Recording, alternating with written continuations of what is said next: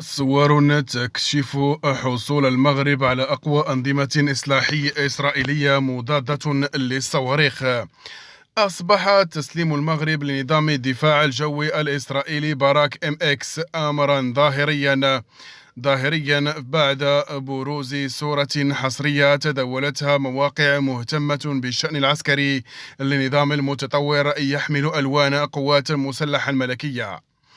الصورة المسربة قد تؤكد معطيات سابقة التي كشفتها صحيفة هارتس الإسرائيلية، والتي بيّنت أن المملكة طلبت رسميا النظام باراك ام اكس خلال زيارة بيني غيرس وزير الدفاع الإسرائيلي السابق إلى الرباط، والتي شهدت توقيع اتفاقيات للدفاع.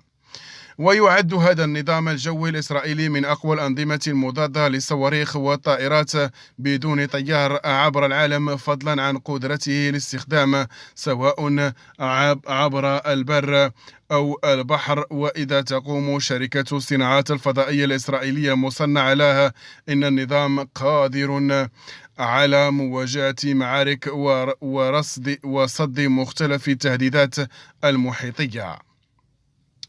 من جملة الخصائص المذهلة التي يميزها بهذا النظام حسب مصدر عينه قدرته على التصدي على مختلف التهديدات الجوية، من طائرات مسيرة ومقاتلات جوية وقذائف كروز وصواريخ السفن، إلى جانب طائرات من نوع تي ام اكس تي بي ام وطائرات الهليكوبتر والقنابل الشراعية، وكذا توفر على نظام اعتراض تلقائي.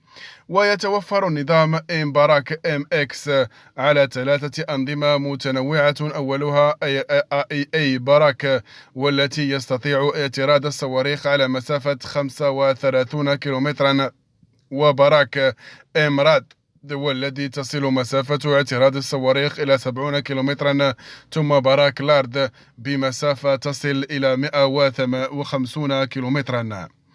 عصام العروسي مدير البحوث والدراسات في مركز ترند للبحوث الاستشارات سجل أن هذا الأمر يؤشر على وجود جاهزية دفاعية للمملكة على أعلى المستويات. وأضاف العروسي في تصريح إن هذا النظام له مقومات وسرب أفقية وعمودية، إلى جانب قاعدة بيانات تستطيع الرد على مختلف الصواريخ والطائرات والتهديدات الجوية.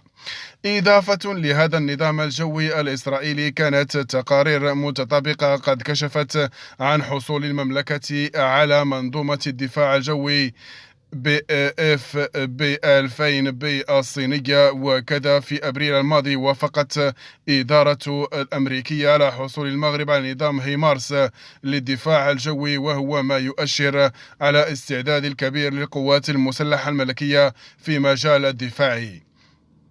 هذا الأمر فسره مدير البحوث والدراسات على المركز ترند للبحوث والاستشارات كونه تعزيز جد مناسب للقدرات الدفاعية للمملكة على من مصادر متنوعة، بهدف مواجهة مختلف التحديات التي تحيط بأراضينا، خاصة بالأقاليم الجنوبية. ولفت المصدر عينه إلى أن التعاون العسكري بين المغرب وإسرائيل مهم للغاية، لا سيما أن تل أبيب يشهد لها الجميع بقدرات الكبيرة والمهمة في مجال الأنظمة الدفاعية والهجومية، وخاصة مجال الطائرات المسيرة، وهي أحد القطاعات المهمة في العصر الحالي. وخلص العروسي إلى أن المغرب عندما قرر التعاون العسكري مع تل أبيب فهو قد انطلق من بوابة واقعية سياسية وأمنية التي لا يمكن أن تنكرها في التفوق القوي والمذهل للسلاح الإسرائيلي. جدير بالذكر أن وزارة الدفاع الإسرائيلية كشفت في وقت سابق أن المملكة تعد أول زبائن من الدول اتفاقيات أبراهام حسب أرقام الصادرات العسكرية لسنة 2022.